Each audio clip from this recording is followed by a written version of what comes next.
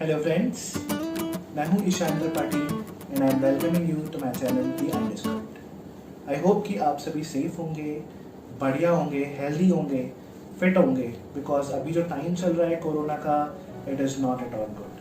Please be safe, अपना ध्यान रखिए, अपने घर वालों का ध्यान रखिए, एंड ये टाइम भी चला ही जाएगा। एंड आज के वीडियो के टॉपिक में आते हैं। आज द अनडिस्क्राइब्ड आपके लिए एक ऐसा टॉपिक लाया है जो कि किसी भी लॉ चैनल ने आज तक नहीं बताया होगा। मैं ये नहीं कह रहा कि दी अनडिस्क्राइब्ड एक लॉ का चैनल है, but majority of the videos the undescribed के लॉ से रिलेटेड ही है। तो आज भी एक वीडियो है, बट ये सिर्फ लॉ से रिलेटेड वीडियो नहीं आया है, इसमें कुछ और भी छुपा हुआ है। 5-6 लोगों ने मुझसे बोला था, मुझसे पूछा था कि हम अपना करियर कैसे चूज़ करें, हमें लॉ फील्ड में जाना है, हम कैसे माने कि हमें लॉ फील्ड में जाना चाहिए या नहीं जाना चाहिए। और अगर हम लॉ फील्ड में चले गए हैं तो उन्होंने मुझसे पूछा था कि मुझे जुडिशरी की प्रिपरेशन करनी चाहिए या फिर मुझे लॉयर बनना चाहिए, किस तरफ जाना है। कुछ कन्फ्यूजन लोगों को होता ही होता है। ऑब्वियसली करियर चूज करने में लोगों को कन्फ्यूजन होता ही होता है। आज दी अनडिस्क्राइब्ड आपको एक डिफरेंट मेथड बताने वाला है जिससे कि आपके करियर चूज करने में आपको थोड़ी सी हेल्प हो सकती है।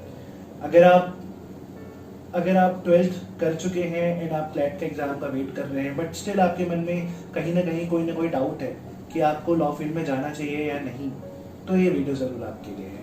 या तो फिर अगर आपने लॉ कंप्लीट कर लिया है लेकिन आप इस कंफ्यूजन में है कि आपको जुडिशरी का एग्जाम देना चाहिए या फिर आपको एक अच्छा लॉयर बनना चाहिए, तो भी ये वीडियो आपको है। हम इस वीडियो को देखते हैं।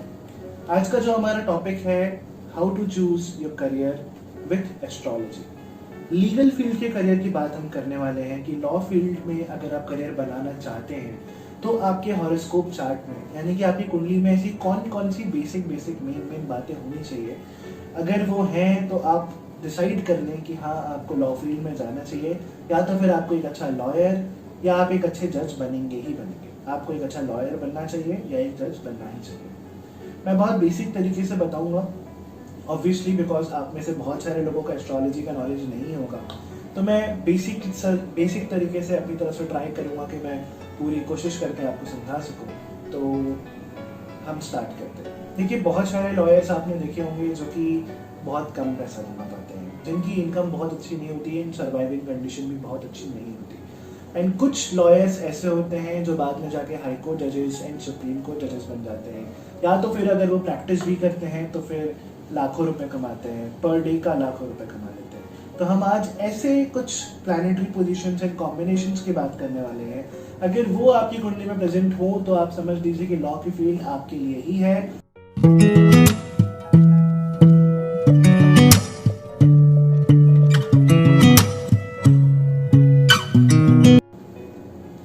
लॉ फील्ड और एस्ट्रोलॉजी के बारे में जानने के पहले हमें कुछ बेसिक चीज़ें जाननी पड़ेंगी कुंडली के बारे में, जो कि हम देखते हैं। सबसे पहले मैं कुछ प्लैनेट्स की बात करता हूँ। देखिए, एस्ट्रोलॉजी में टोटल 9 प्लैनेट्स होते हैं। ये सारे के सारे प्लैनेट्स के नाम लिखे हुए हैं लेफ्ट साइड में, आप इनको देख सकते हैं। बट हमें इन 5 प्लैनेट्स से मतलब है अगर हम लीगल फील्ड के लिए अपनी कुंडली को देख रहे हैं तो। पहले हम बेसिक समझते हैं, फिर मैं आपको थोड़ा और डिटेल में बताऊंगा। सबसे पहला प्लैनेट है Jupiter. Jupiter is the planet of law. Law का जो प्लैनेट कहा जाता है अगर एस्ट्रोलॉजी में, तो वो जुपिटर होता है। हमारे आर्ग्यूमेंट्स में, हमारे डिसीजंस में रैशनैलिटी, लॉजिक्स अगर कोई प्लैनेट देता है तो वो जुपिटर होता है, और यही सिग्निफिकेटर ऑफ लॉ भी होता है। तो अगर आपकी कुंडली में जुपिटर स्ट्रांग है एंड अच्छी पोजीशन में बैठा हुआ है तो आप लॉ की फील्ड में जा सकते हैं। ये एक पॉइंट हुआ। सेकेंड प्लैनेट इंपॉर्टेंट है लॉ फील्ड के लिए, जो कि है Saturn. Saturn is the planet of justice। जैसा कि हमने देखा, Jupiter is the planet of law, Saturn is the planet of justice, and it also signifies black। आपने देखा होगा कि कोर्ट में जजेस भी एंड लॉयर्स भी सभी ब्लैक कलर का कोट पहन के जाते हैं, ब्लैक कलर का गाउन पहनते हैं। This is because Saturn is the significator of black color as well as Saturn is the significator of justice। तो एक लॉयर की कुंडली में और एक जज की कुंडली में शनि का स्ट्रांग होना बहुत ज़्यादा जरूरी है। थर्ड नंबर पे आता है मर्क्यूरी, दैट इज बुध। बुध जो प्लैनेट होता है वो हमारी कम्युनिकेशन का, हमारे एक्सप्रेशंस का, हमारी वॉइस एंड स्पीच का सिग्निफिकेटर होता है। अगर किसी के हॉरोस्कोप में, किसी के चार्ट में मर्क्यूरी अच्छा होके बैठा हो तो वो पर्सन एक अच्छा कम्युनिकेटर होगा, उसकी स्पीच काफ़ी कन्विंसिंग एंड इन्फ्लुएंसिंग होगी एंड वो इंटेलेक्ट पर्सनैलिटी का होगा। एंड ये चीज़ें तो एक लॉयर की कुंडली में होना बहुत ज़रूरी है। अगर हम अभी तक देखें तो शनि जो एक ऐसा प्लैनेट है जो कि अगर बहुत स्ट्रांग हो, एक अच्छी पोजीशन में बैठा हो, तो आपको एक जज बना सकता है। एंड मर्क्यूरी अगर स्ट्रांग हो और बहुत अच्छी पोजीशन में बैठा हो तो आपको एक अच्छा लॉयर बना सकता है। हम इन डिटेल्स को लाइव एग्जाम्पल के साथ भी देखेंगे। मिस्टर राम जेठमलानी जी की कुंडली को देखेंगे हम और उसमें ऑब्जर्व करेंगे कि उनकी कुंडली में कैसे कैसे कॉम्बिनेशंस बने थे जिसके कारण से कि वो इतने सफल लॉयर बन पाए। मर्क्यूरी के बाद नेक्स्ट नंबर आता है सन का।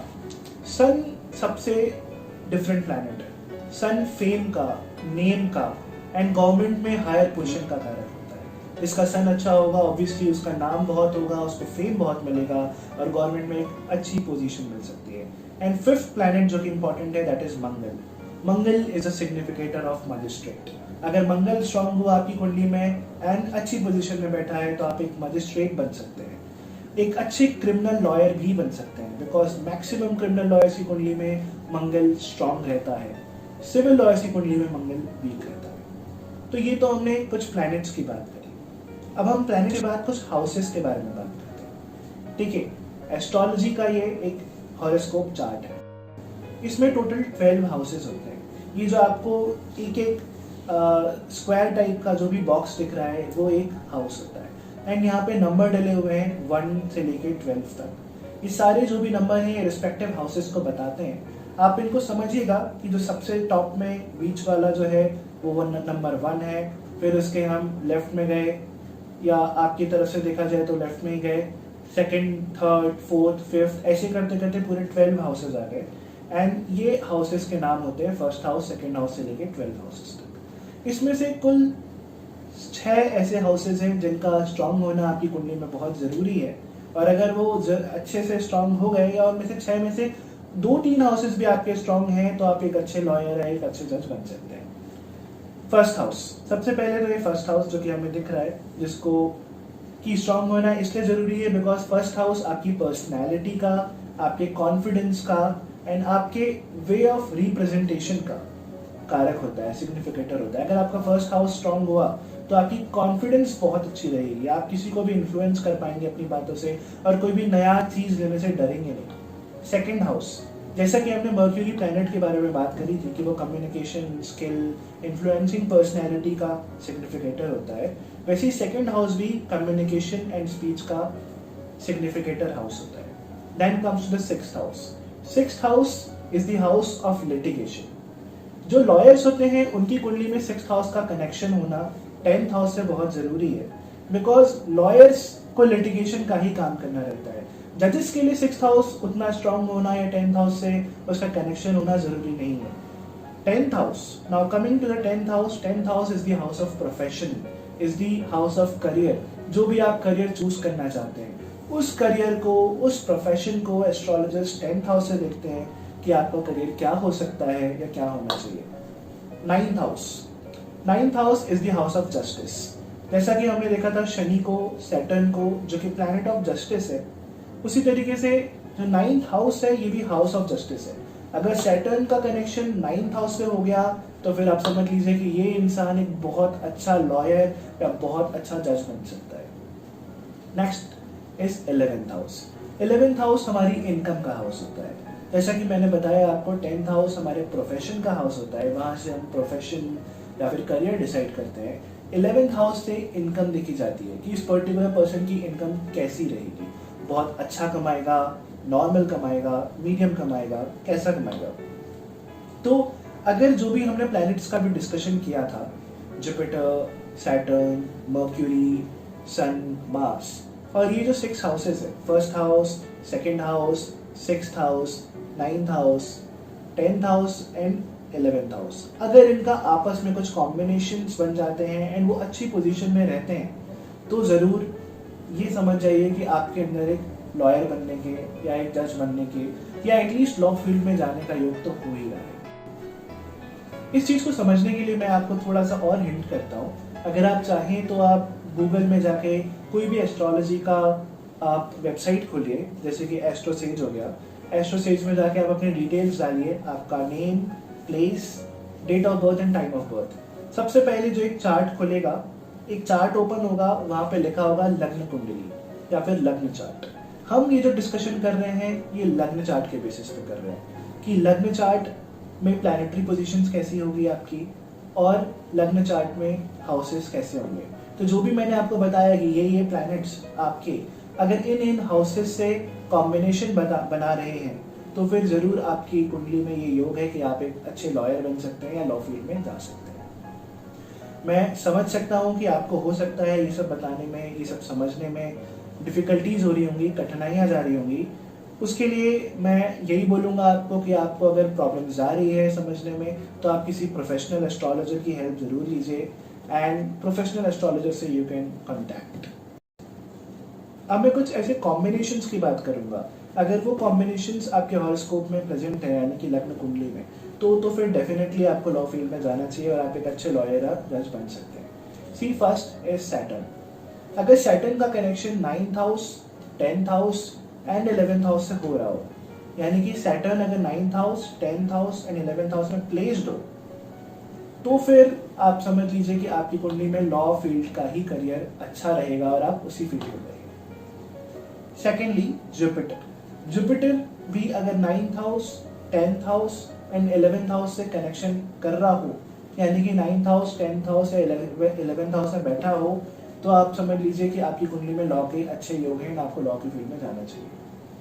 देन अगेन मर्क्यूरी, अगर मर्क्यूरी का भी कनेक्शन आपके 9th house, 10th house and 11th house से है तो आप एक अच्छे लॉयर बन सकते हैं, बहुत अच्छे लॉयर बन सकते हैं। बिकॉज जैसा कि मैंने बताया कि बुध कम्युनिकेशन एंड स्किल का सिग्निफिकेंट प्लैनेट है एंड वो अगर 9th हाउस में बैठ गया यानी कि house of justice, 10th house में बैठ गया यानी कि प्रोफेशन का हाउस या फिर 11th हाउस में बैठ गया जो कि आपके इनकम का हाउस है, तो ऐसा समझा जाएगा कि आपकी वाणी से, आपकी कम्युनिकेशन स्किल से आप पैसे कमाएंगे एंड आप प्रोफेशन आगे बढ़ाएंगे।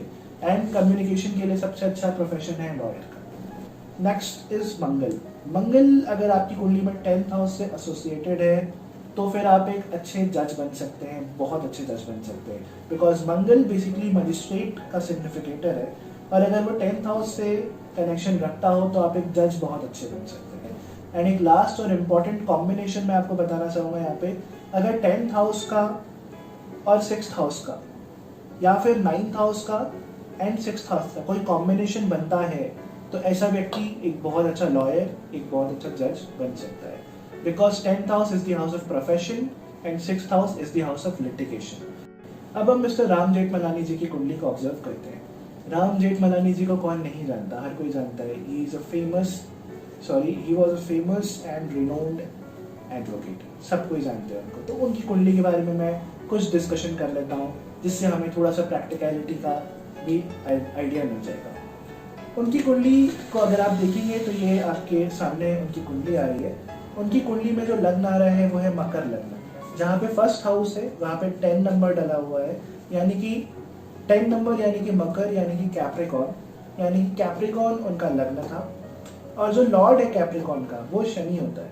हर राशि के यानी कि हर साइंस के टोटल 12 साइंस होते हैं एस्ट्रोलॉजी में एंड सारे के सारे 12 साइंस का कोई ना कोई लॉर्ड होता है, जो कि आप देख सकते हैं आपकी स्क्रीन में इस टाइम पे कि हर राशि का अलग अलग लॉर्ड होता है।